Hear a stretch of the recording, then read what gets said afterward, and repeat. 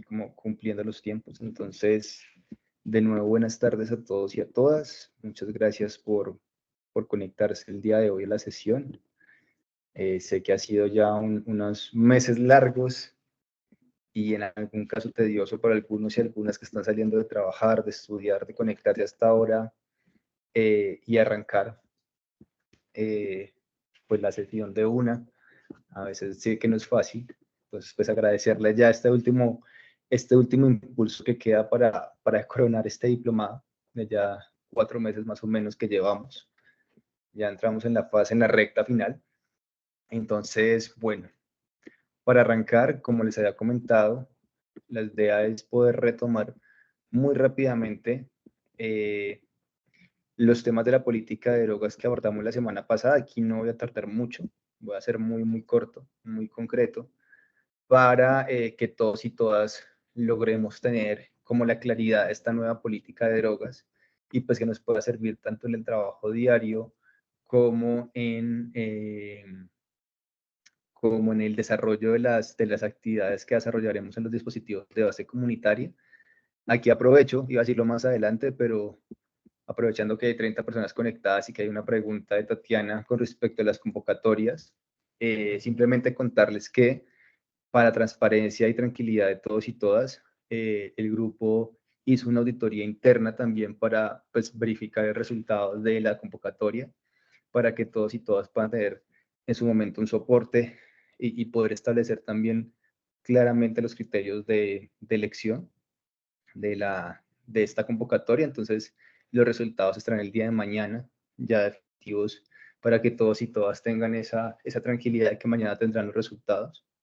Como les digo, se solicitó una auditoría interna al proceso de selección, pues para tener como una doble valoración y que tengamos toda la tranquilidad y la trazabilidad de que el proceso fue pues, lo más completo posible para que todos y todas tengan la tranquilidad de que los resultados se trabajaron pues, desde diferentes puntos de vista y se tenga toda la trazabilidad de la revisión de cada una de las propuestas que ustedes enviaron. Y el proceso será enviado por correo. Todos los resultados serán enviados a cada correo que fue enviado, pues la convocatoria como tal. Entonces ahí le llegará toda la información respectiva de su resultado como tal, de si fue o no fue aceptada, y pues cualquier solicitud o cualquier duda que se tenga, está en todo el derecho también de hacer o solicitar esa retroalimentación del resultado que tengan cada uno de los dispositivos que compartieron.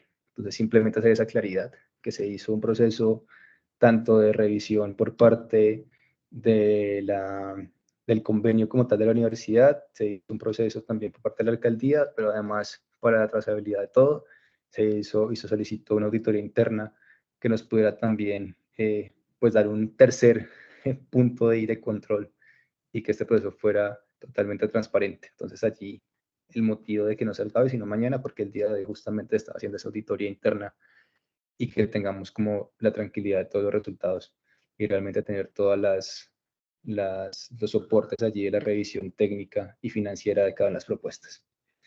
Eso igual lo comentaron más adelante o al final para que tengamos como que toda la información. Apenas estamos 34 personas al momento, entonces para que todos y todas tengamos esa información y de pronto no quede como en el aire por algunos y algunas. Igual lo volvemos a retomar sobre la mitad de la clase o finalizando para que todos tengan esa información.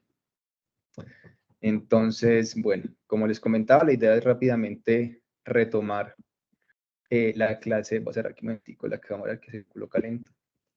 Retomar la clase del sábado pasado muy rápidamente. Sé que algunos y algunas por diferentes motivos no lograron estar en este espacio del sábado. Entonces, simplemente para los que estuvieron, reforzar un poco la idea y para que los que no estuvieron tengan como claridad del tema de la política de drogas y profundizar ya con el tema de reducción.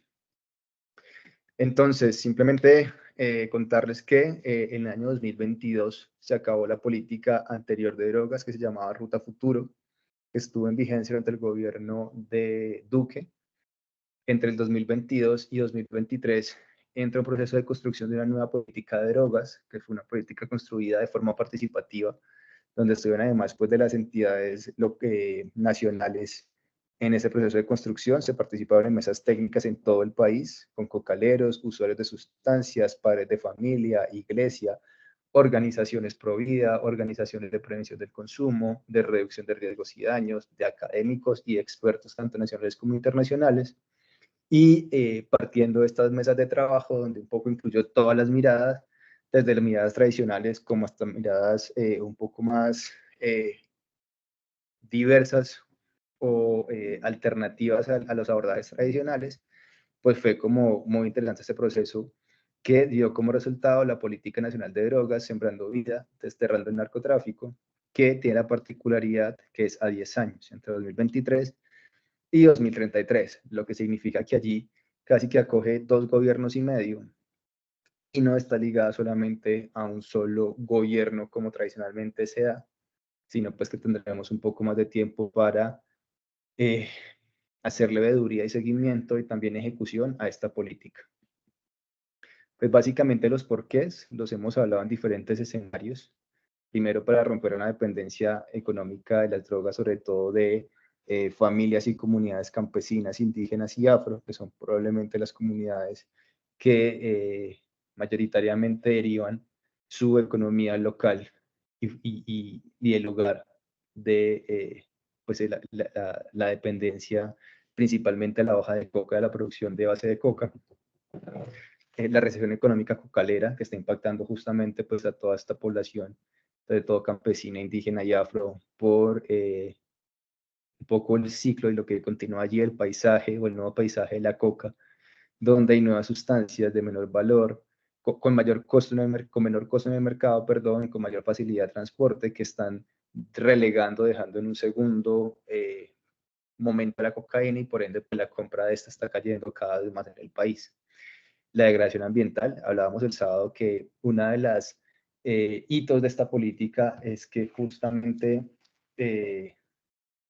se reconoce al medio ambiente, a la naturaleza, como un actor clave en la política. Anteriormente siempre hablábamos de actores, por decirlo de alguna forma, humanos como tal, ya sea narcotraficante, ya sea traficante, sea consumidor, pero dejábamos de lado el medio ambiente. Entonces hablábamos de fumigaciones, hablábamos de quemas, hablábamos de talas, y todo este impacto ambiental, pues estamos viendo, nos está pasando la factura, como se dice, con tema de cáncer en la población, impacto ambiental, aumento de la temperatura, impacto en todo el tema de cambio climático en el país.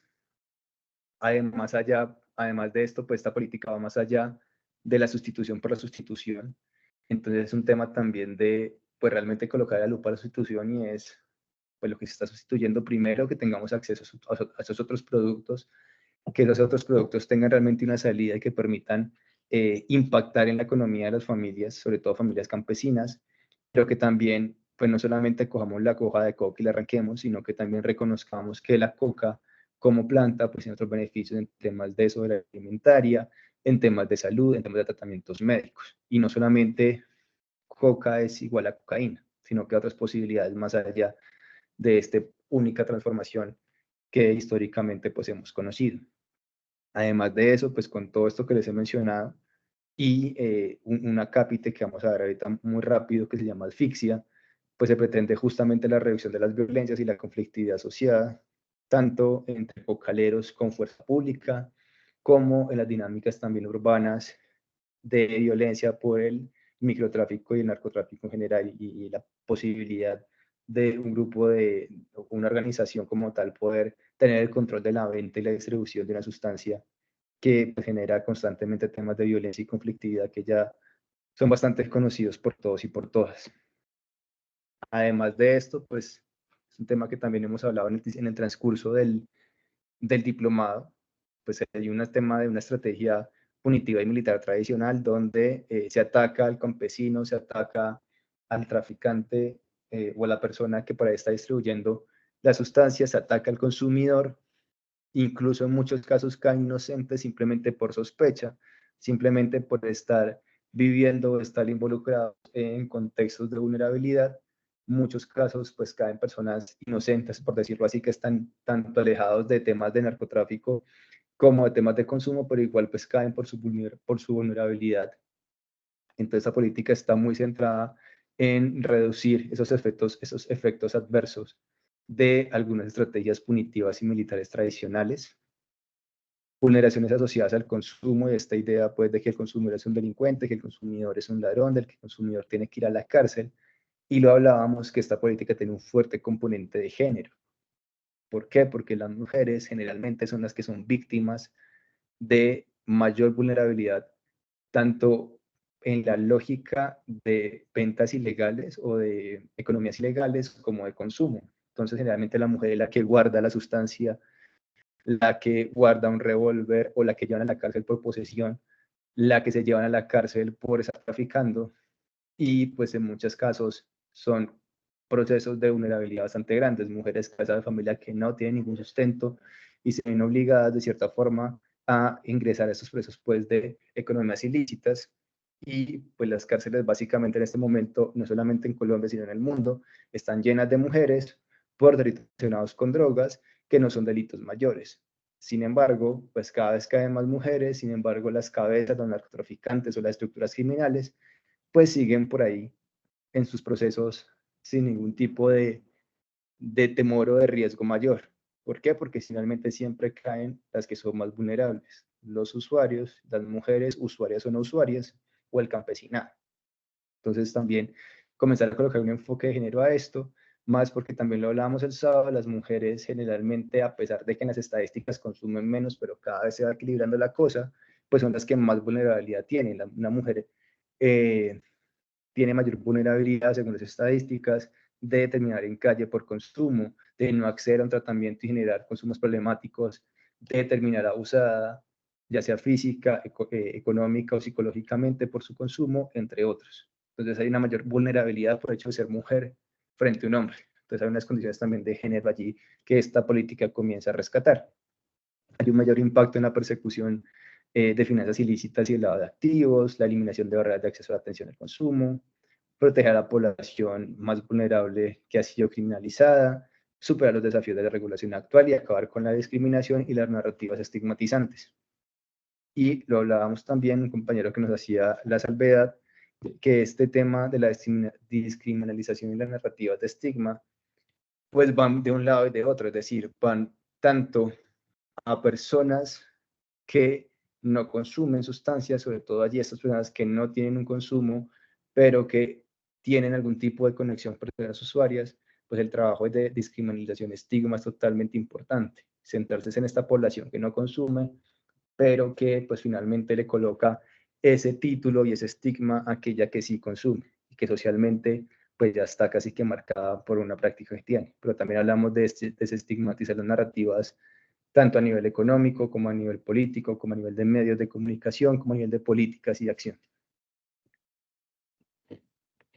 Los enfoques de esta política básicamente nos centran en los derechos humanos, la salud pública, la seguridad humana, la construcción de paz, y esto que les decía que es muy importante, el tema ambiental, que se liga ahí con lo territorial, género y diferencial especial de protección.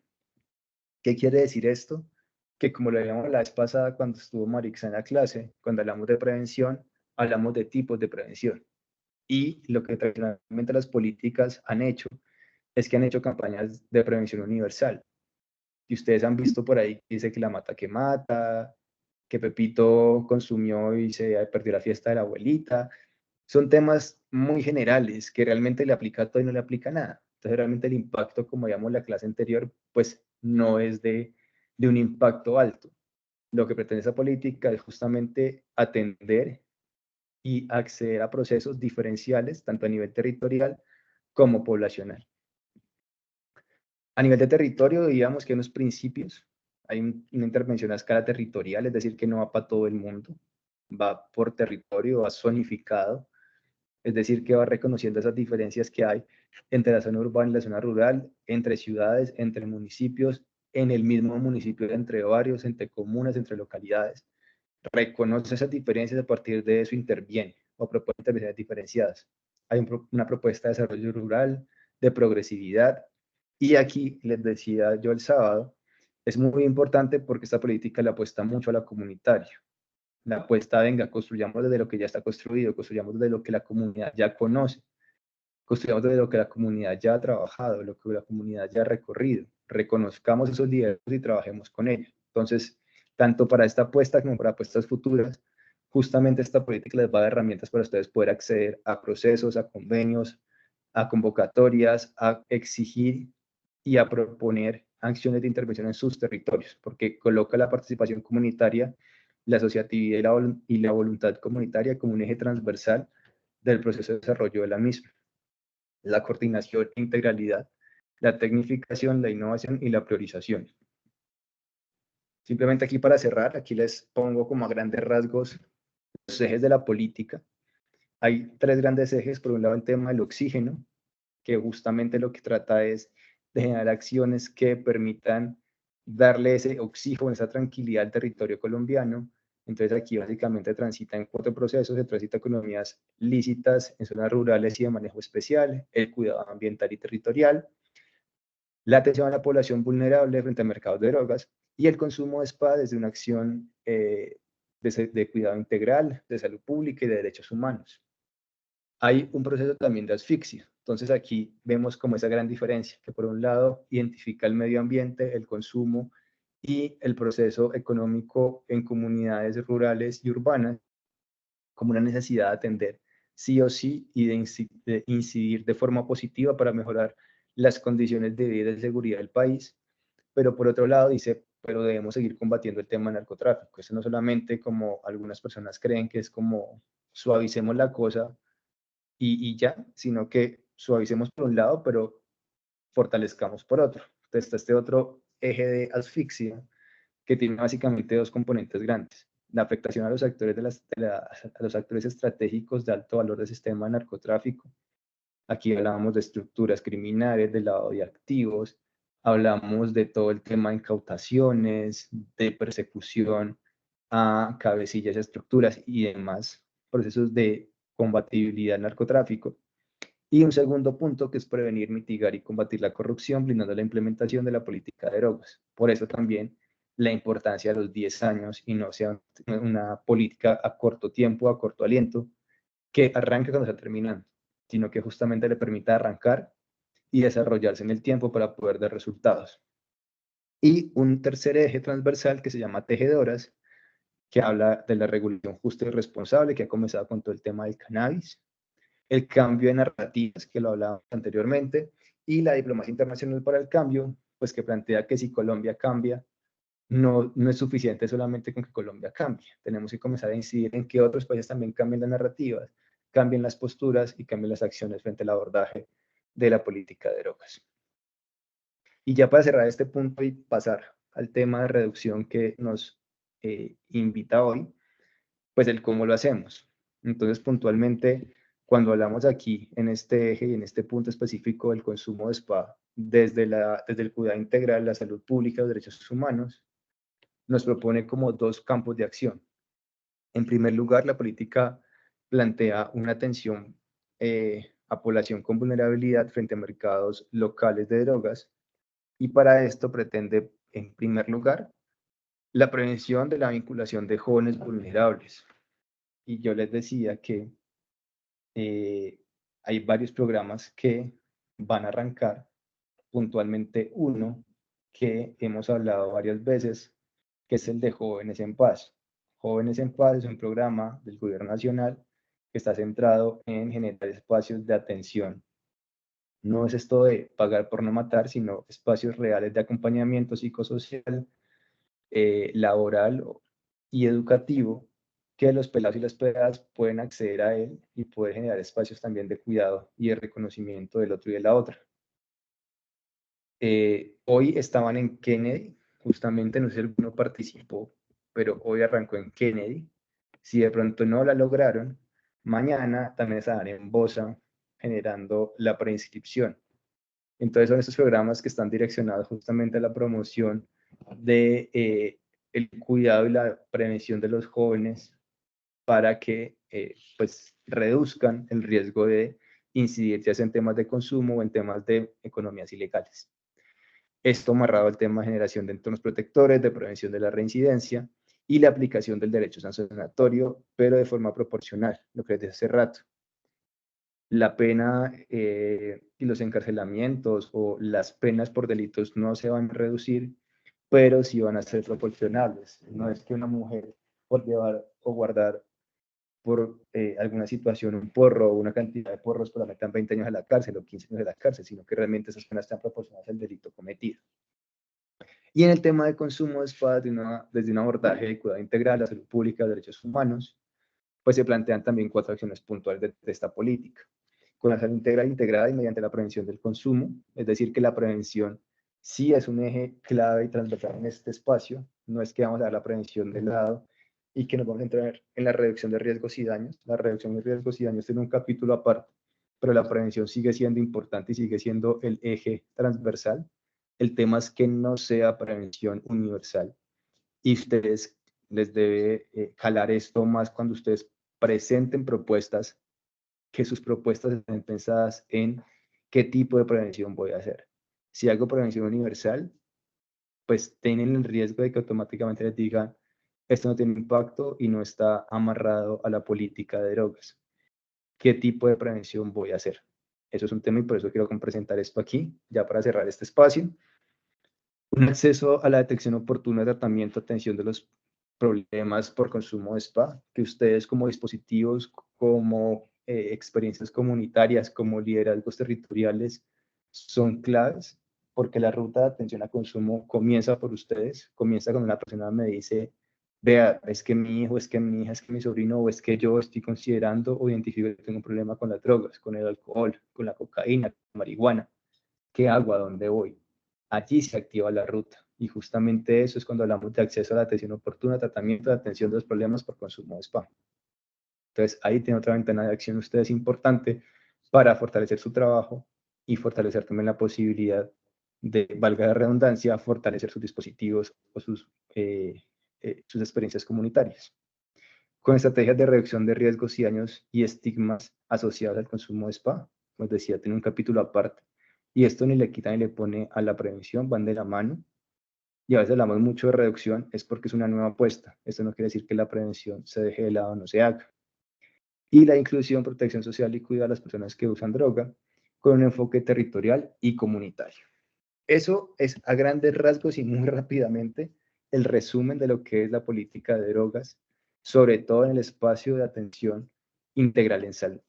Este es el eje, la base de la política de drogas de Colombia. Actualmente está en la construcción de los indicadores de los planes de acción como tal, en los cuales ustedes pueden participar también desde sus localidades, también en los planes de desarrollo territorial pueden participar y pueden también meter estos aspectos que están en la política para que se puedan lograr y consolidar en Bogotá y puntualmente en Kenia. Simplemente por eso quería como presentarles rápidamente esto para que todos y todas quedaran como con esta información. Igual se la subiré o la subiremos a la plataforma para que tengan acceso a ella y puedan ahí consultar. Listo. Hasta ahí la primera parte, ese recuento rápido de qué era la política de drogas. Ahora bien, entramos al tema central del día de hoy. Un momento, yo abro por acá para saludarlos a todos y a todas. Bueno, entonces el tema central del día de hoy es de nuevo las estrategias de reducción de riesgos y daños en el país. ¿Qué estrategias conocemos? ¿Qué estrategias existen? Hemos dividido la clase en dos clases, por decirlo así. Entonces, hoy vamos a hacer simplemente un recuento muy rápido de esto de reducción de riesgos y daños.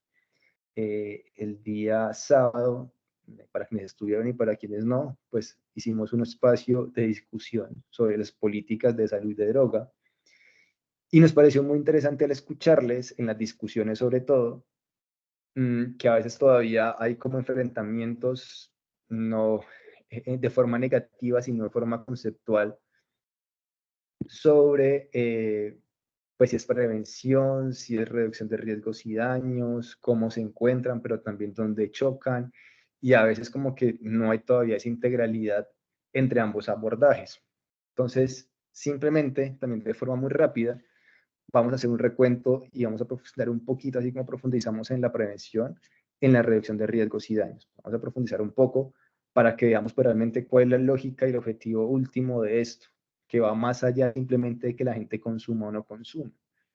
Ese es un pilar de lo que es la reducción, pero es que la reducción también se aplica a la gente que no consume, y vamos a ver cómo así que eso también se aplica a la gente que no consume. Entonces la idea es que podamos abordar este tema y posteriormente le haremos la palabra a la compañera Laura Castillo, que nos va a contar justamente su experiencia para la prevención, el abordaje y la reducción de riesgos y daños que ha tenido con psicodélicos y otros procesos también alternativos, puesto que hace 2 semanas, pues ella nos comentó un poco sobre su trabajo. Muchas y muchos quedamos como muy intrigados sobre su trabajo, pero no logramos ni la semana pasada ni esa profundizar con ella. Entonces, hemos sacado el espacio para arrancar con esta primera experiencia. Nos va a contar cuál es su trabajo, cómo es su trabajo, a qué le apunta. Y para quienes se conectan apenas o no escuchaban al comienzo, les decía que la próxima semana tendremos a Raúl Félix Tovar, que es una de las personas o la persona más vale, que montó el primer centro de escucha del país, que lleva ya casi 30 años trabajando este tema, bueno, 20 años y pico trabajando este tema, y que pues es la persona que creo que más centros ha montado y que ha escrito creo que todos los manuales sobre dispositivos de base comunitaria, no solo para Colombia, sino para América Latina en general. Entonces, pues es realmente una de las personas que más tiempo y más conocimiento tiene frente a esto. Nos va a contar sobre el tema de los dispositivos para que tengamos más ideas técnicas y metodológicas, y también nos va a presentar su experiencia de dispositivos comunitarios que ha montado, creo que yo, en todo el país. Entonces, pues vamos a ver esta sesión de presentar dispositivos en estos 2 momentos, hoy con la primera parte y el martes con la segunda parte. Y de nuevo reiterar la invitación, así como Laura estuvo interesada en presentar su experiencia, también si ustedes quieren presentarnos experiencias, escríbanos y con mucho gusto damos el espacio para que puedan presentar la iniciativa o el trabajo que han desarrollado a nivel comunitario, o bueno, también puede ser a nivel privado, en otros espacios, en otros contextos, aquí en el diplomado, ya para este cierre del mismo. Entonces, ya sin más preámbulos. Bueno, y ahora les contaré también frente las convocatorias. Ya di la introducción de las convocatorias y la entrega el día de mañana de las mismas y cómo hemos trabajado el tema para que haya como total transparencia y trazabilidad. Sin embargo, para no echar el cuento otra vez, espero un ratico y más ratico les vuelvo a contar a todos y todas sobre este proceso. Entonces, sin más vueltas, continuamos acá. Y quiero primero como que entremos en sintonía con lo que es la reducción más allá del consumo de drogas. Entonces, les quiero mostrar primero este videíto. Me dicen por favor si escuchan la música.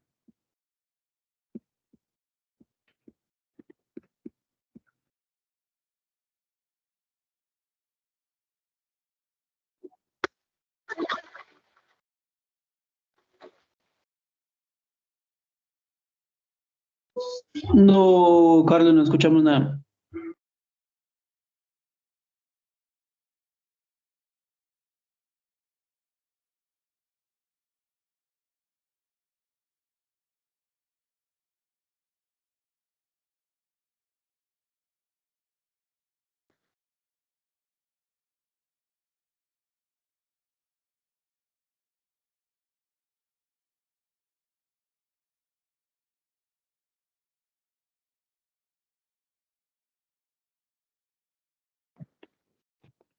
Momento. ¿No están escuchando?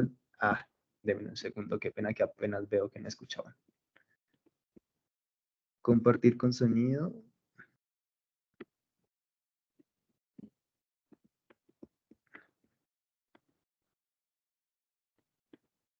A ver, supone que ya está con sonido ya. Entonces, pues vamos a ver.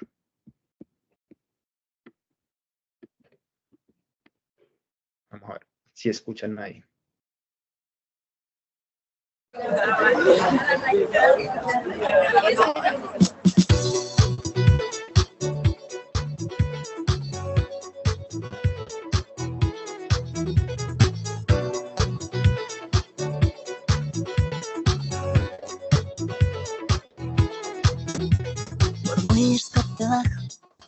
que vaya puesta. No te estás enterando que yo no pido guerra, así que échate a un lado, la pista me está llamando. Sigue tu camino y no jodas la fiesta. No, no jodas, no, no jodas, no. No jodas la fiesta. No, no jodas, no, no jodas, no. No jodas la fiesta. Muchas gracias, cariño, es un bonito detalle. Que invites a esta raya y copa no es canjeable. Eso que te ha hecho pensar que algo más iba a pasar. No, no jodas, no, no jodas, no. No jodas la fiesta. No, no jodas, no, no jodas, no. No jodas la fiesta. Mírame bien, soy más que carne y piel, mucho más que florear, más que solo un cuerpo. Déjame en paz, solo quiero currar. Las facturas solitas no se van a pagar. No, no jodas, no, no jodas, no. No jodas la fiesta. No, no jodas, no, no jodas, no. No jodas la fiesta. Pero qué pesado el tío, de verdad que estás cansando. Hay algo en tu cerebro que no está funcionando. Mira a tu alrededor, todo el mundo está bailando.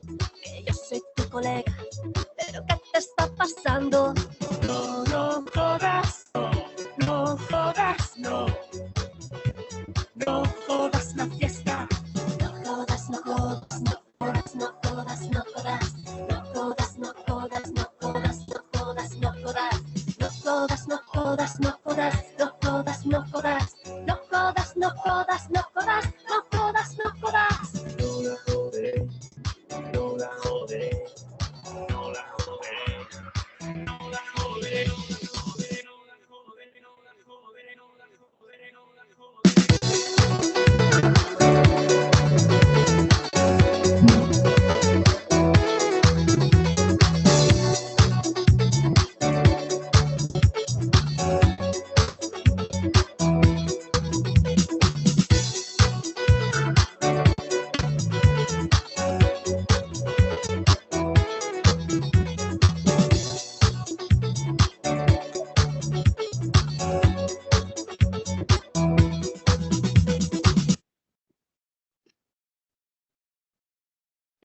Bueno, si pudieron ver el video y escucharlo.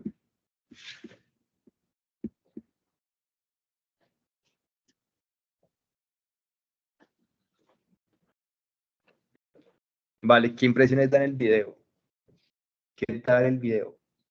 ¿Qué temas aborda allí? ¿Solo consumo?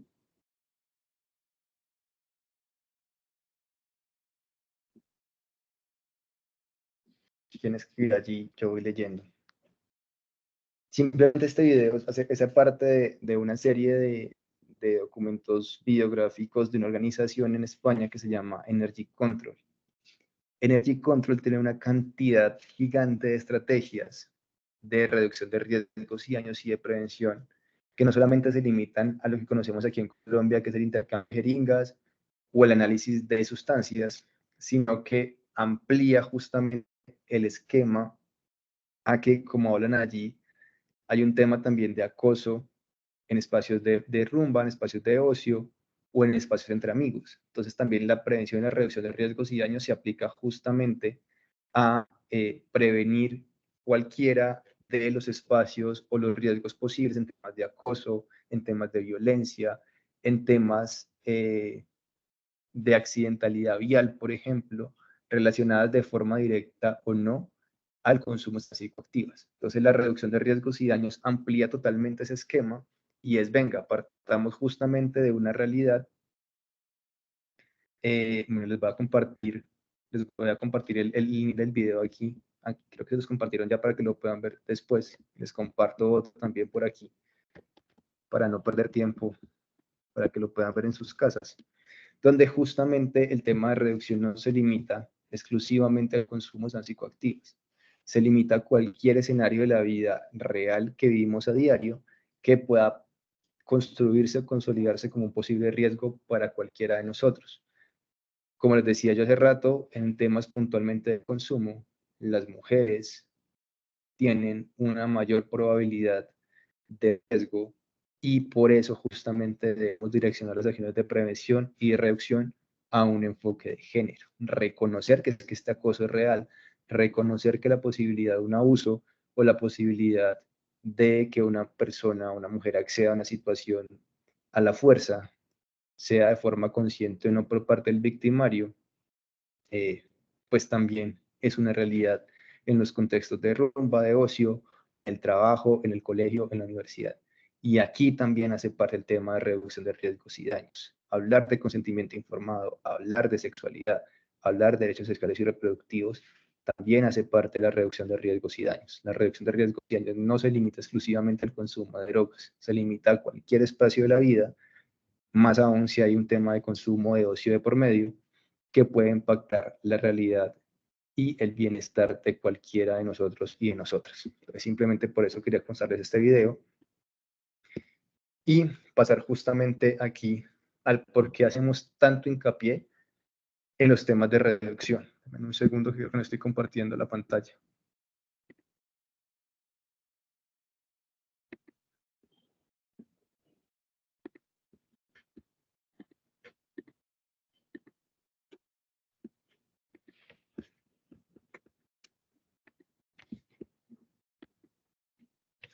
Entonces, ¿por qué tanto hincapié en la reducción de riesgos y daños?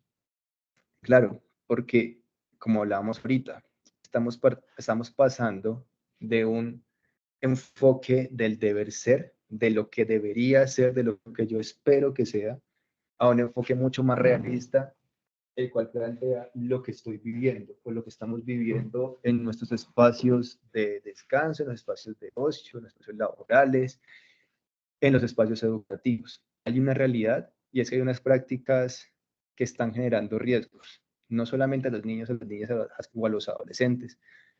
Todos nos vemos expuestos a riesgos, claramente por los contextos sociales, económicos, de acceso a servicios que ya conocemos, pues estos riesgos aumentan para unos más que para otros, pero todos estamos expuestos y expuestas a estos riesgos. Entonces este enfoque justamente plantea una visión mucho más realista y mucho más centrada en lo que estamos viviendo cada uno y cada una desde nuestras diversidades y desde nuestras múltiples realidades.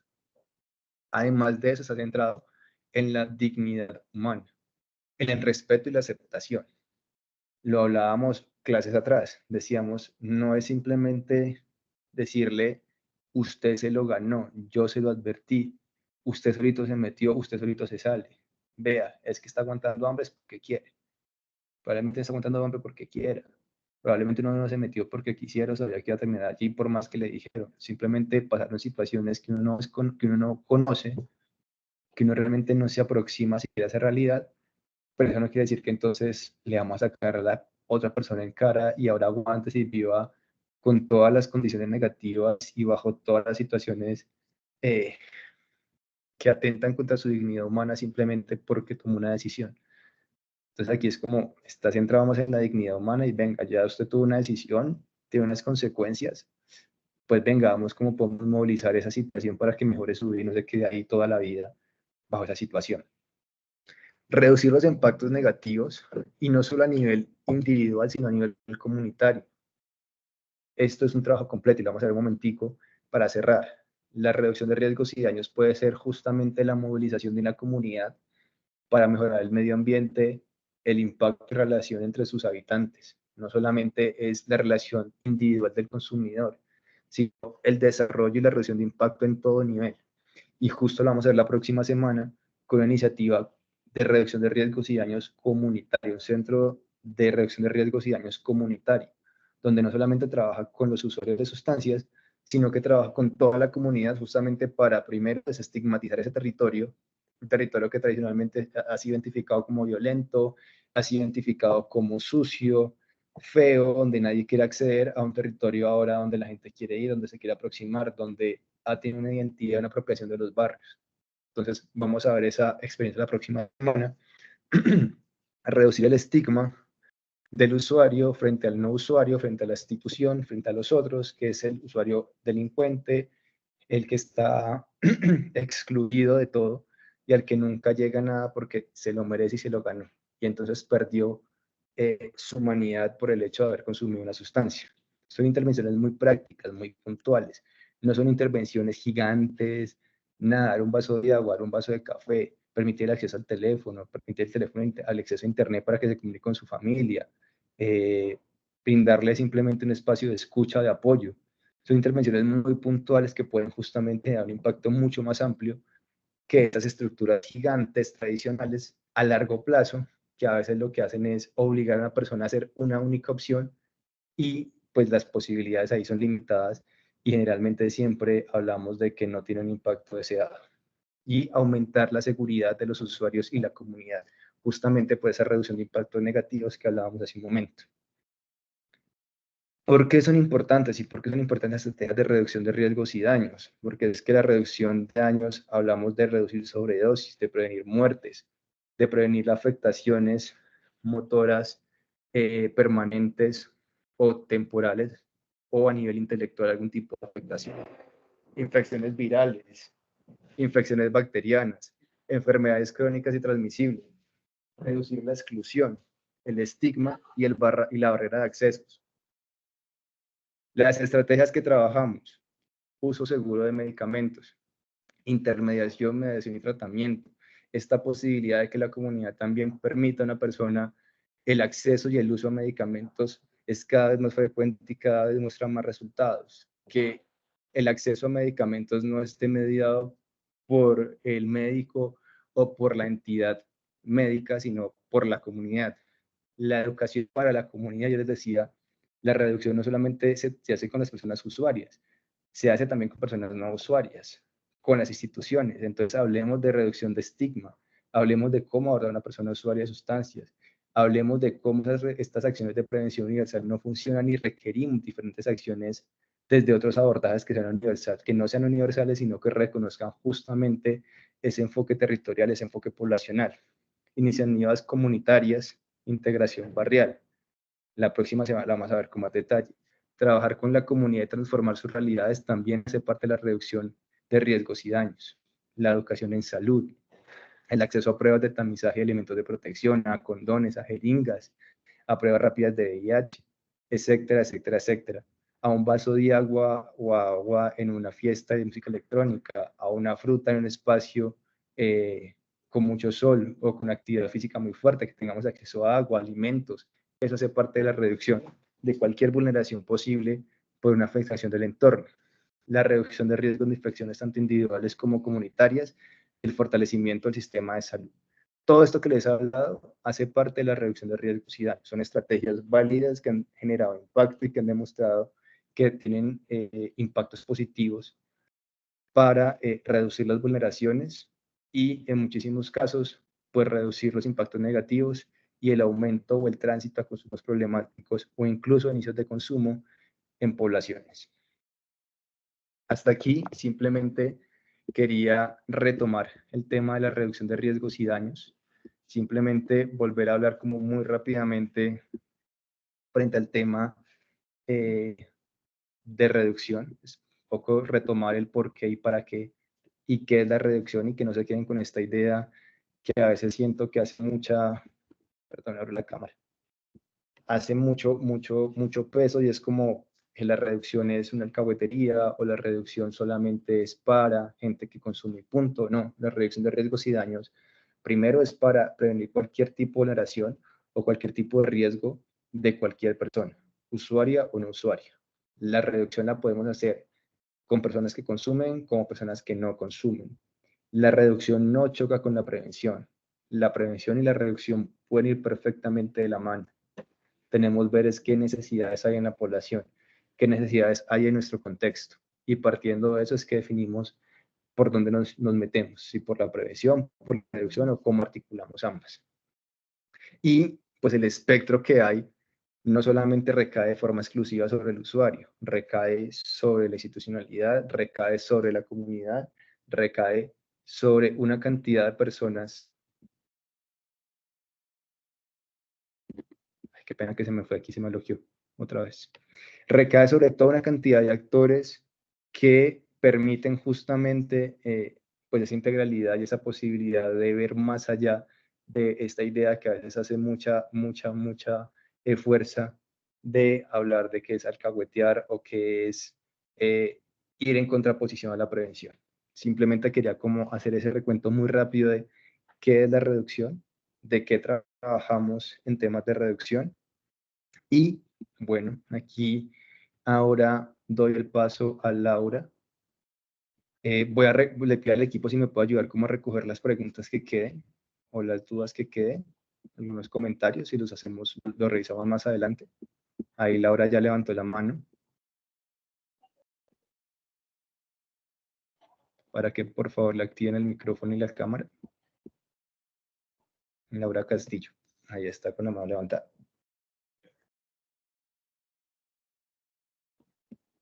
Listo, Laura, creo que ya puedes activar tu micrófono y tu cámara. Hola, buenas tardes, ¿me escuchan bien? Sí. Listo, dame un segundo, voy a abrir la presentación. Dale. Entonces, nada, mientras abre la presentación, como les decía, las que acaban de conectar, Laura es compañera aquí del diplomado y el día de hoy nos va a presentar su experiencia, que creo que ya ha sido como de interés en algunos espacios previos. Entonces, adelante, Laura, y muchas gracias por presentarnos tu experiencia acá. ¿Ya están viendo mi pantalla? Sí. Listo. Bueno, buenas tardes a todos y a todas. Mi nombre es Laura Castillo, yo hago parte del colectivo AICA Ojolab. Yo trabajo con hongos psilocibe desde hace unos 5 años o más. Acompaño procesos terapéuticos de personas que han estado interesadas en usarlos. Bueno, les voy a hacer una presentación. Las preguntas, si pueden, las van anotando en el chat y las leo al final. Bueno, comienzo. Hongos psilocibes. Entonces, voy a hacer un breve repaso por la historia, decir qué son, cómo es su potencial terapéutico, cuál es su acción en el cerebro y una breve descripción de farmacología, porque sé que hay algunos médicos acá que pueden estar interesados en el tema. Bueno, entonces, ¿qué es un psicodélico? La palabra viene de psique, que significa alma, y delos, que significa manifestar. Esta palabra fue inventada por el psiquiatra británico Humphrey Osmond y significa que manifiesta el alma. Es decir, los psicodélicos nos traen a la luz partes de nuestra conciencia. Es básicamente lo que quiere decir la palabra. Entonces, breve repaso por la historia. El contexto histórico y social del hecho alucinatorio. El uso de psicodélicos por parte del ser humano se inscribe en la ancestral y compleja relación coevolutiva entre los animales, las plantas y los hongos. A diferencia de la intoxicación y automedicación animal, el uso de drogas es parte de una red de cultura, puede ser esta verbal, simbólica. Aquí es donde los significados compartidos residen. El momento preciso del origen del uso de los alucinógenos en prácticas culturales es desconocido. No sabemos cuándo comenzaron a usarse. Sin embargo, hay muchas evidencias que indican una antigua y global utilización en tradiciones religiosas. Los trabajos de un par de científicos llamados Schultz y Hoffman describen y analizan una gran cantidad de registros escritos y hallazgos arqueológicos que indican el uso de estos materiales en Asia, Europa, Mesoamérica, Sudamérica y África. La historicidad del hecho alucinatorio se remonta a la edad de tiempos prehistóricos y podríamos decir que prehumanos, porque no solamente los humanos consumen ciertas plantas y hongos psicoactivos, también lo hacen ciertos animales como mamíferos, podemos encontrar al jaguar, a distintos homínidos y simios.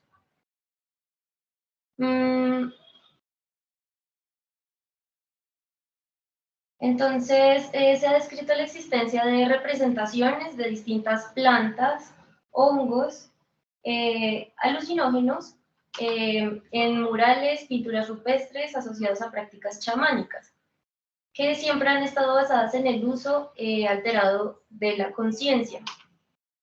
Ahí podemos observar algunas imágenes.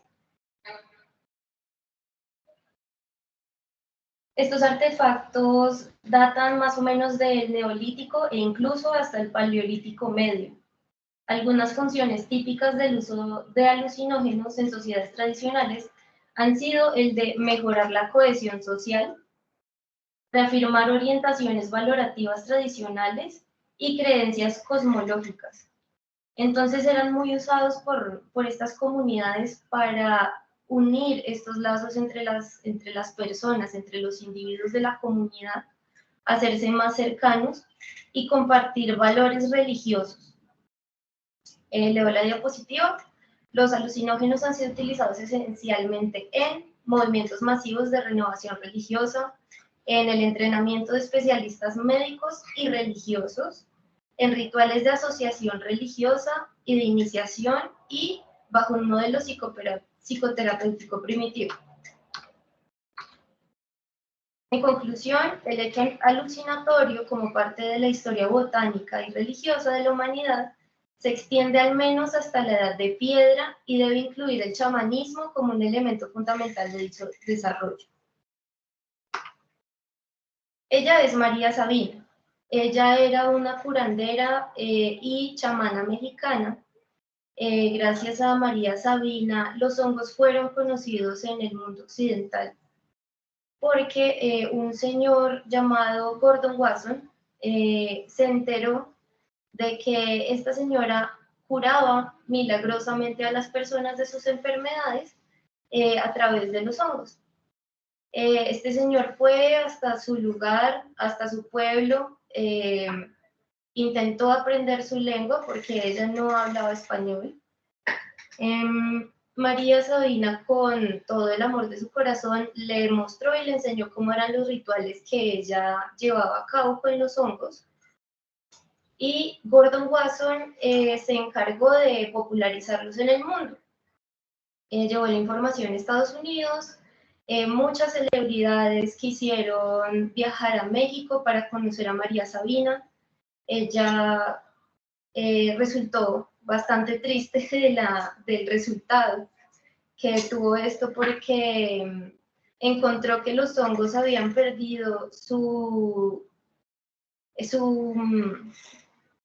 componente ritualista, su componente curador, y se habían convertido más en una simple recreación. Ella, en lo personal, estaba triste con esto. Pero bueno, Gordon Wasson llevó esta información a los Estados Unidos y ahí comenzaron a hacer investigaciones sobre el uso de estos hongos. Gracias a Gordon Wasson ahora podemos tener documentación e investigación clínica que nos da muchas luces de cómo los hongos psicoactivos, los psilocibe, pueden ayudar en un uso terapéutico. María Sabina decía, antes de Wasson nadie tomaba los hongos solo para encontrar a Dios, siempre se tomaban para que los enfermos pudieran curarse. Pues pasa que con los hongos psicoactivos muchas personas manifiestan que se encuentran con Dios o hacen parte de Dios. Ese es uno de los, digamos, de las características del viaje, que se encuentra a Dios. ¿Qué son los psilocibe? Acá tenemos la ficha técnica que nos da Wikipedia. Los hongos psilocibe son ricos en sustancias psicoactivas del grupo del tipo triptamínico que contiene psilocibina. Esta se metaboliza en psilocina. También contienen baeocistina, auroginacina y norbaeocistina. Todas estas triptaminas son alucinógenas. No solamente la psilocibina no solamente la psilocibina es el componente activo de los hongos. Esto es un mito. Y de hecho la psilocibina se degrada en el cuerpo y se convierte en psilocina. Entonces es la psilocina la que tiene el papel psicoactivo principal en el cerebro. no la psilocibina. Acá hay algunas imágenes de los honguitos, hay de bastantes variedades, estos son albinos, estos son en su presentación seca.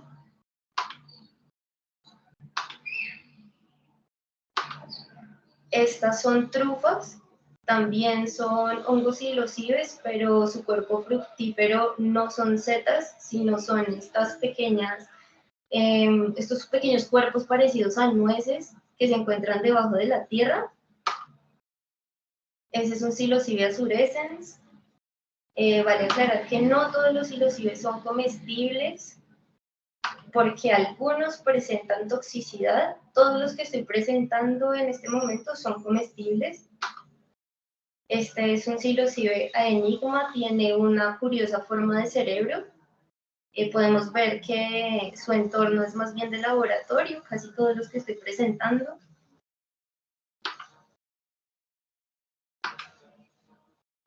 El tamaño de los honguitos puede variar desde una falange de dedo hasta ser más grandes que la mano perfectamente. Hay algunos que son gigantescos, otros son muy pequeños.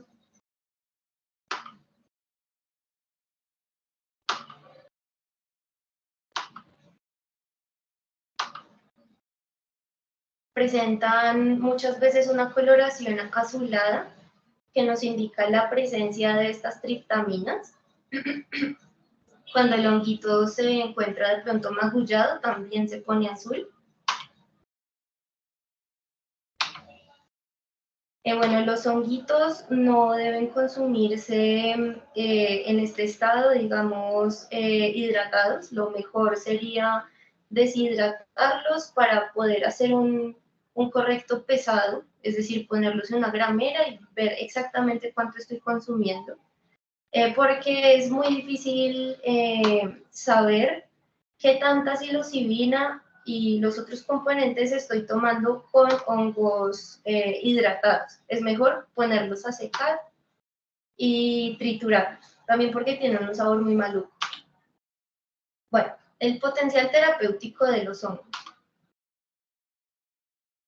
Hemos estado en la Luna, hemos cartografiado las profundidades del océano y el corazón del átomo, pero aún tenemos miedo de mirar dentro de nosotros mismos porque allí es donde fluyen todas las contradicciones. Terence McKenna. Entonces, aquí les dejo unos cuantos estudios sobre el tratamiento, sobre el potencial terapéutico de la psilocibina, de los honguitos. Me gustaría repasar de pronto cada uno por encima un poco para que se puedan entender un poco más lo que voy a decir después. Entonces, una sola dosis de psilocibina para un tratamiento que es resistente, un tratamiento para depresión mayor. Este estudio tuvo unos resultados muy favorables. Entonces, ¿qué nos quiere decir este estudio? Una sola dosis de psilocibina puede ayudar significativamente a tratar un trastorno de depresión mayor. Una sola dosis. La psilocibina también está indicada para pacientes que están cursando por enfermedades terminales, porque ayuda significativamente a lidiar con estos síntomas de angustia al enfrentar la muerte. Entonces, este estudio particularmente nos dice que disminuye muchísimo emociones, sentimientos y sensaciones muy negativas asociadas a la muerte. Las personas pudieron enfrentar mejor su proceso hacia la muerte o hacia cursar una enfermedad terminal, estando asistidas por psilocibina y también por psicoterapia. Bueno, el uso de psilocibina en el tratamiento de desórdenes psiquiátricos con atención a perfiles de seguridad. Efectos terapéuticos de la psilocibina en la adicción. Resulta que los honguitos tienen una potencialidad muy fuerte de ayudar en tratamientos de adicción porque generan neuroplasticidad en el cerebro principalmente. Esto quiere decir que nos ayudan a poder tomar nuevos hábitos, tomar nuevas rutas de pensamiento y dejar atrás estos hábitos y estas cosas que solemos hacer repetitivamente. La neuroplasticidad nos permite desarrollarnos de otras maneras. Entonces, esto combinado con una terapia psicológica le permite también al terapeuta, brinda más bien una facilidad en cuestiones de tiempo y de resistencia que opone el paciente para tratar ciertos hábitos y conductas que no son deseadas por el paciente. Entonces, en términos de adicción, claramente, si puedo cambiar una conducta, si puedo cambiar un hábito, y si eso me lo está facilitando la terapia junto con el honguito, pues muy bueno. Además de esto, los hongos no presentan ningún tipo de síntomas compulsivos, es decir, no hacen que quieras volver a probar la sustancia. La mayor parte de las personas que han tenido macrodosis reportan como, bueno, yo compré un montón y la verdad es que no he querido volver a consumir después de la primera vez. O hace un año y pico no los pruebo. Es común escuchar este tipo de cosas. Psilocibina sintética. Lamentablemente los honguitos no van a ser legales porque el gobierno de los Estados Unidos está farmacologizando no solamente la psilocibina, sino también sustancias como la MDMA o éxtasis. Y van a ser de estos medicamentos pues prescritos por un doctor y no van a estar al alcance de las personas, digamos, sin receta médica. Este estudio nos está hablando de que la psilocibina, también una sola dosis, fue efectiva en personas con trastorno bipolar y depresión mayor. También la psilocibina ayuda para los desórdenes relativos al trauma, es decir, para personas que tienen trastorno de estrés postraumático o trastornos disociativos derivados de un trauma. Entonces, la modificación de la conciencia como experiencia significativa. No solamente es lo que hace la molécula como tal en el cerebro, aunque sí es muy importante porque tiene unas características muy similares a los antidepresivos. La experiencia significativa que se da en la alteración de la conciencia es una parte muy importante del tratamiento terapéutico. Entonces, podemos encontrar que en esta experiencia de conciencia alterada, tenemos varias cosas como disolución del ego, en donde yo siento que no soy yo, pero esto no quiere decir que me sienta otra persona, sino que las cosas de mi ego, de mi resistencia, se van. Siento una cohesión con el resto del mundo, siento que hago parte de todo como si estuviera en una gran red. Es por eso también que algunas personas manifiestan haber encontrado a Dios o haberse sentido parte de Dios. También ayuda a recordar eventos y no solamente se trata de recordarlos, sino que nos da una nueva perspectiva para comprender los eventos que recordamos. Entonces, nos puede ayudar a comprender nuestros eventos traumáticos con aceptación y desde la confrontación. Los honguitos no se le pueden dar a todas las personas porque son bastante confrontativos. Es decir, en el viaje se puede experimentar que la persona vea que ha hecho cosas que no le benefician o que ha hecho cosas que no le benefician a la comunidad o a sus seres amados. Confronta ideas muy arraigadas, confronta hábitos muy arraigados. Entonces, es un abrir de ojos, yo lo llamo así, un abrir de ojos un poco fuerte, pero la mayor parte del tiempo se da con aceptación. Con aceptación. Y también por la característica serotoninérgica de los hongos, es decir, este componente antidepresivo y que nos causa felicidad, esta confrontación muchas veces se puede ver también desde el amor y desde la alegría. En terapia es un catalizador, es decir, que facilita y acorta el proceso, lo acelera el proceso terapéutico porque la persona encuentra recursos propios para tratar sus problemas. Entonces, la persona resignifica sus situaciones desde sus propias vivencias y desde sus propios saberes, comienza a encontrar formas de lidiar con estos eventos traumáticos que de pronto le pasaron o le están sucediendo.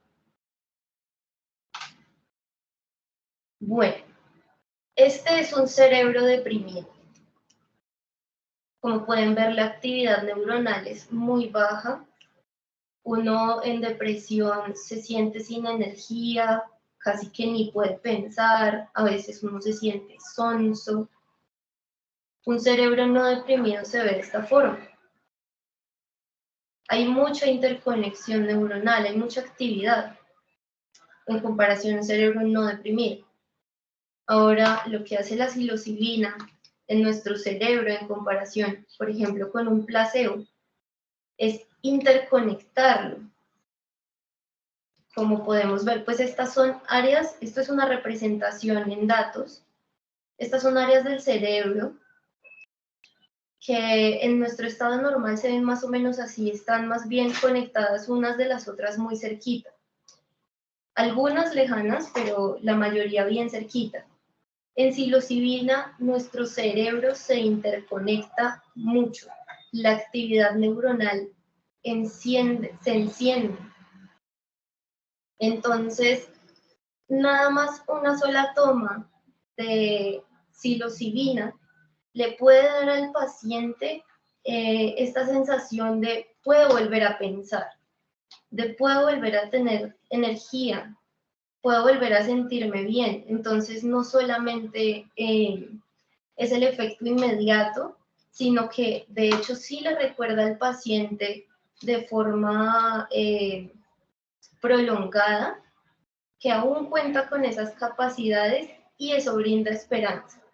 Además de que la psilocibina no actúa en el cerebro de manera esporádica, digamos, efímera, sino que estos beneficios se quedan en el cerebro durante un largo tiempo, porque actúa sobre la ruta glutamatérgica, eso lo vamos a ver más adelante, pero sí, la psilocibina actúa a largo plazo. Terence McKenna nos decía que el chamán no es simplemente un hombre enfermo o un loco, es un hombre enfermo que se ha curado a sí mismo y para mí que cura a los demás. Consideraciones de la terapia con psilocibina: no es para todo el mundo, hay que tener cuidado con personas que tienen trastornos de esquizofrenia.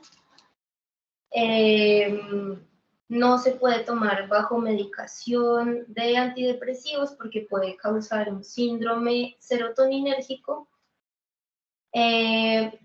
Preferiblemente no aplicarse en personas que tienen paranoia o están cursando por episodios muy graves de miedo, de ansiedad muy fuerte. Debe ser aplicada con responsabilidad, esto me parece muy importante. Estas terapias están muy en auge y yo veo que muchas personas no tienen responsabilidad con sus pacientes. Supe del caso de un hombre que tomó ayahuasca, su trastorno del trauma se activó de una manera muy fea y las personas que le estaban guiando simplemente le decían que era su culpa porque no era lo suficientemente fuerte para tomar ayahuasca y un montón de cosas por el estilo. Y terminaron empeorando la condición del tipo hasta que, Dios mío, pasaron como 2 años en donde el tipo ni siquiera podía salir a la calle por esta sensación de miedo y pánico. Entonces, las terapias no deben ser abordadas a la ligera. Se debe tener cuidado, comprensión, empatía, saber hacerlo. El set and setting es muy importante. ¿Qué nos quiere decir set and setting? Cómo se encuentra la persona antes de hacer la toma y su entorno mientras hace la toma. Esos dos factores son muy importantes para más o menos garantizarle a la persona que vaya a tener una buena experiencia. Si la persona antes de la toma se está sintiendo muy mal, terriblemente,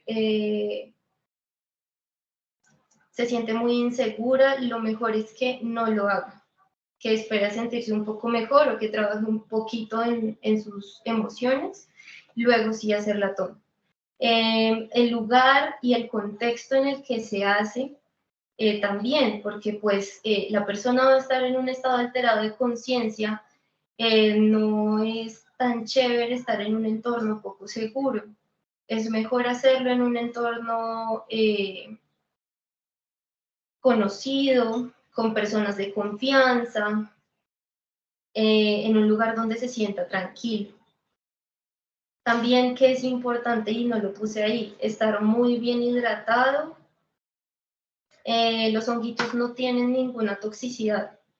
Bueno, eso lo veremos más allá. Alison Gray decía, no tomamos psicodélicos todo el tiempo, ni mucho menos. Sin embargo, es una experiencia que nunca te abandona. Permanece contigo durante toda tu vida y el aprendizaje y las lecciones crecen y evolucionan. Farmacología. Esta es la estructura química de la psilocibina. Resulta que esta molécula se parece muchísimo a la serotonina. Esta es la psilocibina ya metabolizada en psilocina. Y esta es la serotonina, que es un neurotransmisor que está en nuestro cerebro encargado de hacer conexiones interneuronales y nos permite sentirnos bien. Nos da alegría junto con otros neurotransmisores como son la norepinefrina, noradrenalina y el glutamato. Bueno, la psilocina interactúa principalmente con este receptor que hay en el cerebro.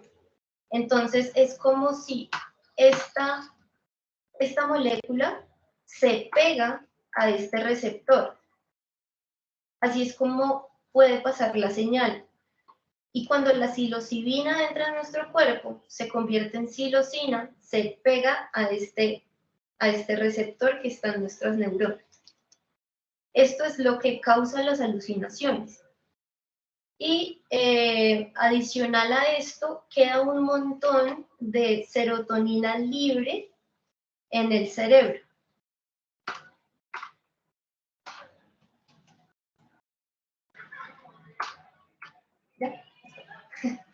Bueno, toxicología, no existe ninguna contraindicación en cuanto a que los honguitos sean tóxicos. No presentan tampoco ningún síntoma de adicción.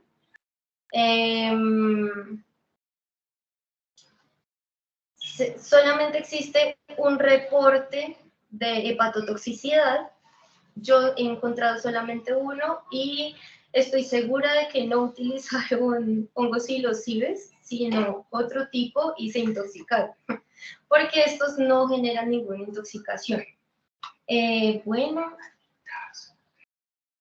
he terminado la presentación. Espero les haya gustado. Si tienen dudas, voy a leer el chat. Dale, Laura. Laura, sí, creo que antes de que leas el chat, primero agradecerte muchísimo por la presentación que nos acabas de dar. Creo que es muy ilustrativa y muy completa.